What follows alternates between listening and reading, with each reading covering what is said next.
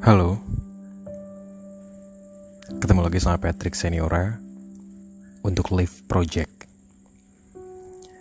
Saat ini aku akan mengangkat cerita dari salah satu yang mengirimkan ceritanya lewat DM Instagram, kemudian di forward ke WhatsAppku, dan kebetulan yang bersangkutan tuh berkenan ceritanya diangkat untuk Live of You episode dari Live Project. Dan inilah ceritanya. Halo Mas Pet, salam kenal. Namaku Noni. Aku berasal dari keluarga yang sederhana. Ayahku seorang pegawai swasta dan ibu hanya seorang ibu rumah tangga biasa. Aku anak kedua dari 3 bersaudara. Dari kakak dan adikku, aku termasuk anak yang pendiam. Dan selama sekolah, aku tidak pernah mengenal yang namanya pacaran. Karena orang tuaku juga melarang aku untuk berpacaran. Cerita hidupku berawal dari sini. Setelah aku lulus sekolah, aku langsung bekerja sebagai staf administrasi sebuah perusahaan swasta. Oh iya, umurku baru 18 tahun. Tapi aku sudah merasakan mendapatkan uang.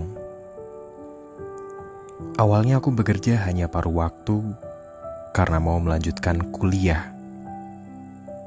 Tapi semua rencana berubah setelah aku menikmati pekerjaanku dan aku mengenal seorang laki-laki.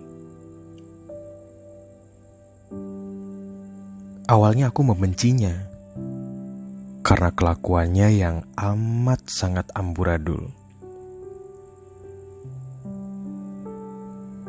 Di sisi lain, dia juga seorang pecandu narkoba dan penikmat alkohol.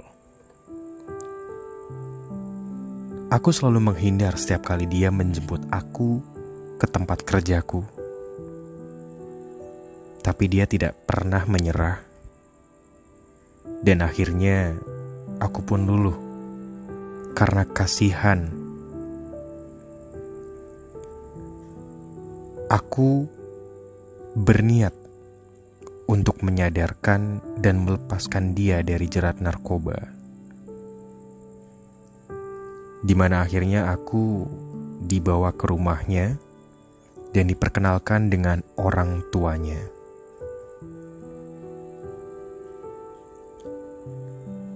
Dia adalah anak seorang pejabat ternama di kotaku bekerja dan termasuk orang terpandang di sana. Setelah aku diperkenalkan dengan keluarganya, dia bebas membawaku ke rumahnya. Dan entahlah, lebih dari itu, aku pun disuruh untuk tinggal di rumahnya. Terlebih orang tuanya tinggal di rumah dinas. Dan rumah pribadi pun kosong, tidak ditinggali.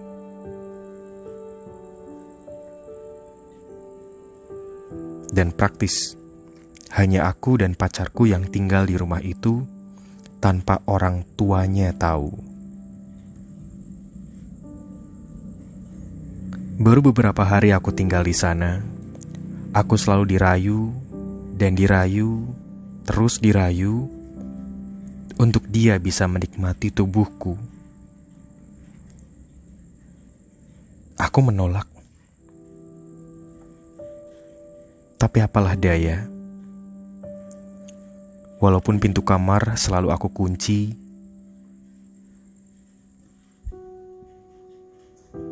dia selalu berusaha membuka paksa. Sampai akhirnya pada malam itu, keperawananku terengguh olehnya.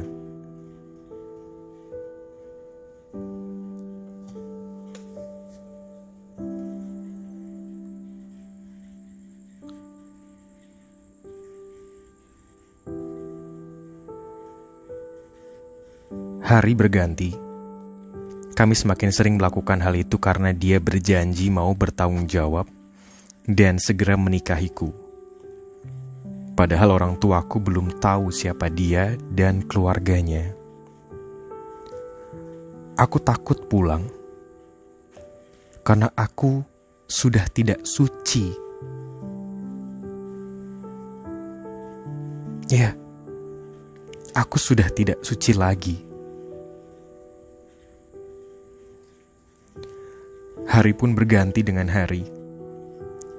Aku merasakan badanku sakit semua, dan aku memutuskan untuk pergi ke dokter.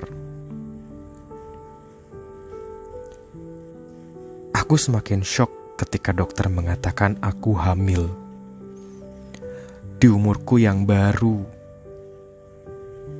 menginjak 18 tahun, jalan 19 tahun, aku hamil. Dan kehamilanku ini terjadi saat belum menikah.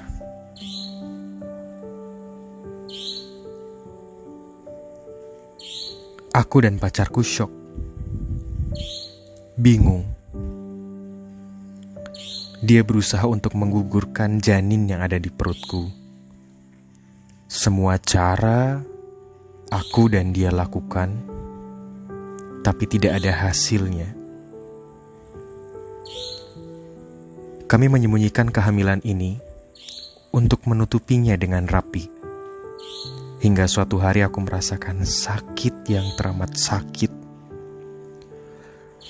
Aku tidak tahu itu sakit apa. Aku hanya bisa diam di kamar. Tiba-tiba ibu datang menanyakan keadaanku, dan aku hanya bilang sakit. Sakit perut.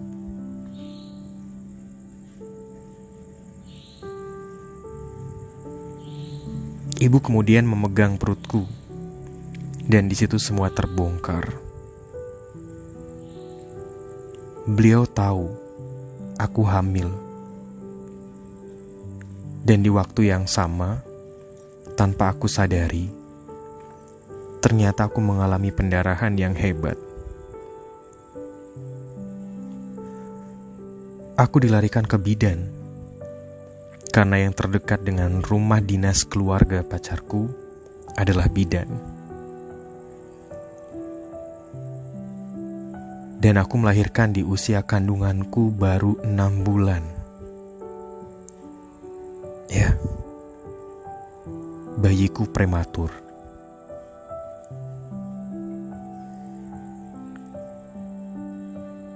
Keesokan harinya, dari keluarga pacarku menghubungi keluargaku langsung.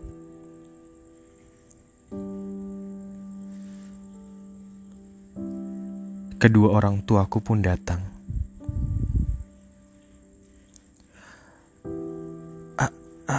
Aku semakin takut.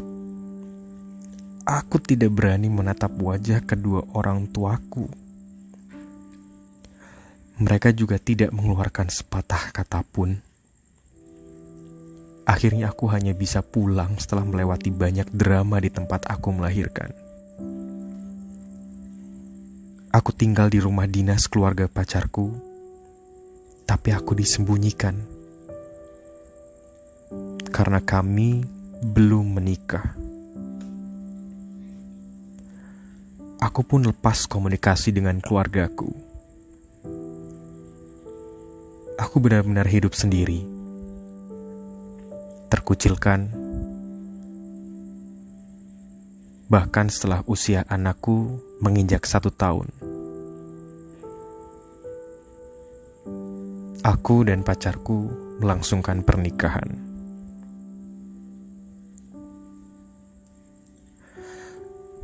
Walaupun ibuku tidak menyetujuinya, dan dia pun tidak mau menerima cucunya. Ya, cucunya, anakku sendiri. Aku sadar semua kesalahan aku. Aku menerimanya, dan bahkan entah dari mana kekuatan itu, aku menikmati mengasuh anakku sendiri. Waktu berjalan, dan beberapa kali aku pulang ke rumah ibuku. Namun aku tidak diterima dengan baik. Aku tidak diterima dengan baik. Setiap aku pulang, selalu hal yang sama terjadi. Tidak diterima dengan baik.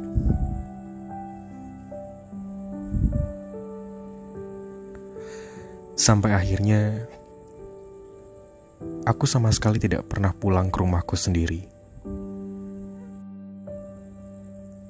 Waktu terus berjalan, dan tak terasa sudah beberapa tahun aku tidak pulang sama sekali. Aku merasa sendiri.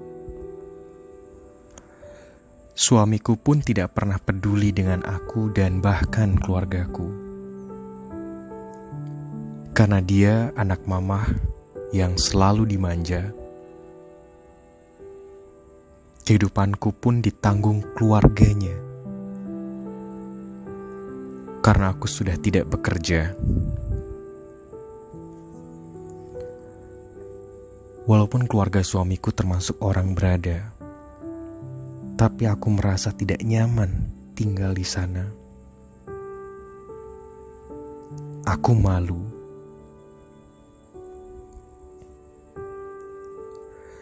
Sampai akhirnya aku nekat untuk pulang ke rumahku. Aku menemui kedua orang tuaku. Aku menyesal. Dan bahkan aku menyesal pulang. Karena aku tetap masih tidak diterima di keluargaku. Aku kembali lagi ke rumah suamiku. Dan aku bulatkan tekad untuk minta izin bekerja lagi. Aku pun diizinkan bekerja ke ibu kota.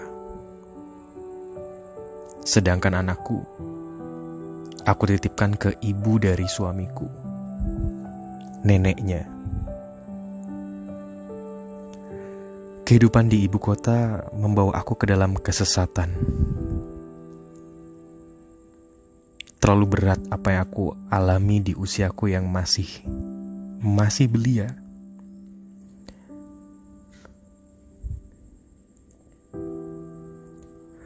Aku berontak.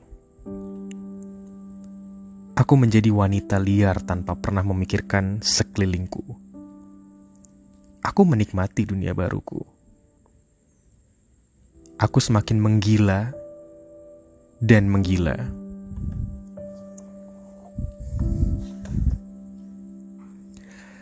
Tapi tiba-tiba, pagi itu aku dipanggil atasanku, dan aku kena PHK, karena memang perusahaan sedang bailit. Aku pun pulang kampung lagi, tapi semua orang tidak tahu tentang kehidupanku di ibu kota. Aku bekerja lagi di kotaku sendiri. Dan karena pekerjaanku yang mengharuskan aku untuk sering keluar kota, kenakalanku pun semakin menjadi. Tanpa pernah memikirkan semua resiko. Yang penting aku bisa mengganti semua biaya selama aku tidak bekerja dan membayar semua keperluan anakku. Sekarang aku tinggal di kota A dengan suamiku tanpa anakku. Tapi kehidupan rumah tanggaku tidak semanis yang dibayangkan. Suamiku sibuk, aku pun sibuk. Kita bahkan jarang berkomunikasi sampai akhirnya aku membaca ada chat masuk untuk suamiku. Aku penasaran. Aku membacanya. Yang ternyata pesan itu dari wanita yang dekat dengannya tanpa sepengetahuanku. Aku jelas kaget, syok. Terjadilah pertengkaran yang akhirnya kami sering ribut dan dia mau menceraikan aku.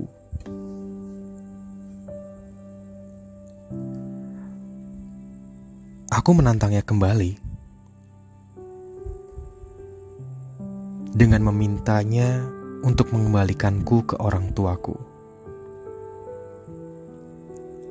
Kalau memang kamu berani, kembalikan aku ke orang tuaku. Tapi semuanya hanya wacana. Kata perceraian sering keluar dari mulutnya. Aku benar-benar tidak kuat. Aku beranikan diri pulang tanpa anakku. Aku pun pulang.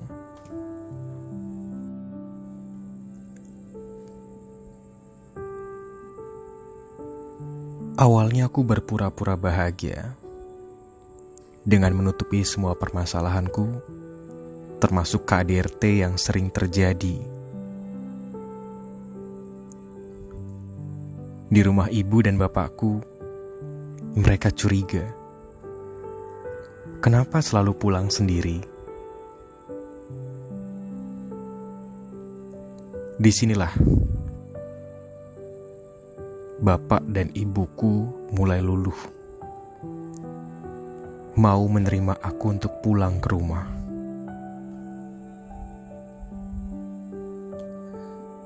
Aku menceritakan semuanya. Ibuku tidak bisa menerima kenyataan. Dia syok, dan aku pun diminta untuk cerai. Karena dari awal pernikahan, ibuku paling tidak bisa menerima kenyataan ini. Di sisi lain, bapakku adalah orang yang paling dekat dengan aku. Dia selalu diam-diam menengok cucunya dan masih berkomunikasi denganku.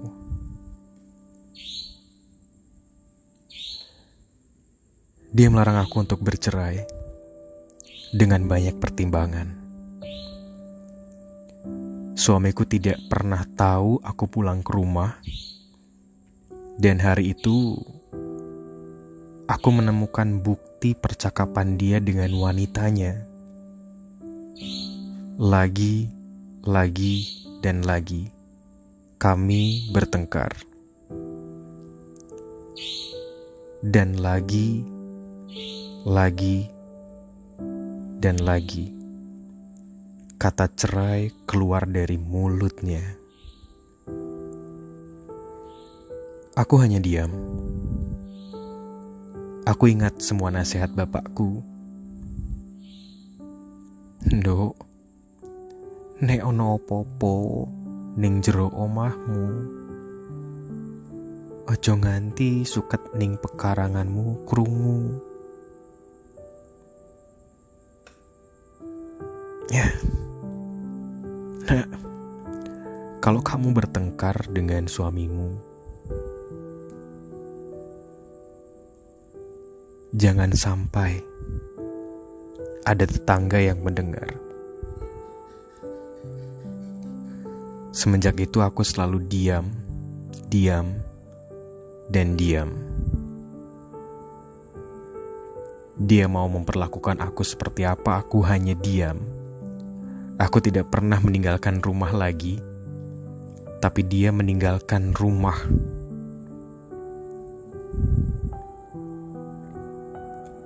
Aku tidak pernah tahu dia kemana. Kita bahkan jarang berkomunikasi. Dan bahkan sampai saat ini, kehidupanku masih belum jelas. Aku tidak tahu akan dibawa kemana hidup ini. Yang aku tahu dan yang aku pikirkan hanya satu. Aku membesarkan anakku, membiayai kehidupan anakku, dan mendidik anakku untuk menjadi anak yang baik. Walaupun aku bukan seorang ibu yang baik,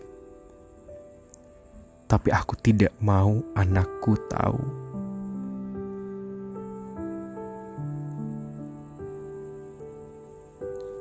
Banyak proses juga yang akhirnya membuatku berubah. Termasuk aku bertemu dengan seseorang yang selalu menasehati aku dan mengingatkanku untuk menjadi ibu yang baik. Dan dia yang mendorong aku untuk menjalin komunikasi lagi dengan keluargaku, dengan ibuku, dengan bapakku, dengan kakakku, bahkan dengan adikku. Karena selama ini, bertahun-tahun aku tidak pernah berkomunikasi dengan mereka. Aku sadar diri lebih tepatnya. Aku sudah mempermalukan keluargaku sendiri. Sampai saat ini, aku masih membesarkan anakku sendiri. Aku berusaha untuk tidak merepotkan orang lain.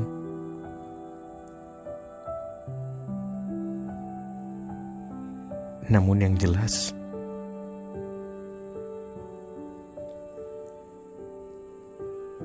akan ada hari di mana aku bisa berdiri, dan ketika aku menengok ke belakang,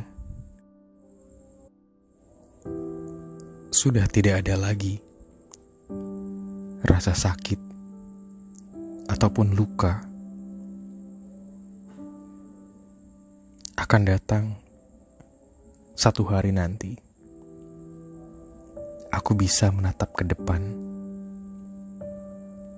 dengan bangga dan bahagia atas anakku yang saat ini sedang mengejar cita-citanya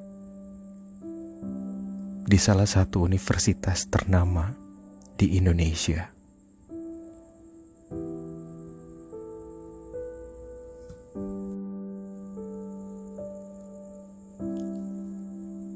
Ya, dan itulah cerita yang sudah dimunculkan di episode ini. Satu pelajaran yang pasti untuk kita: setiap orang pernah menjadi pendosa. Bahkan setiap yang alim pernah punya masa lalu, bahkan menjadi pendosa. Namun yang pasti, setiap pendosa masih punya masa depan yang patut untuk diperjuangkan. Sekian dari Patrick Seniora untuk episode Live of You dari Live Project.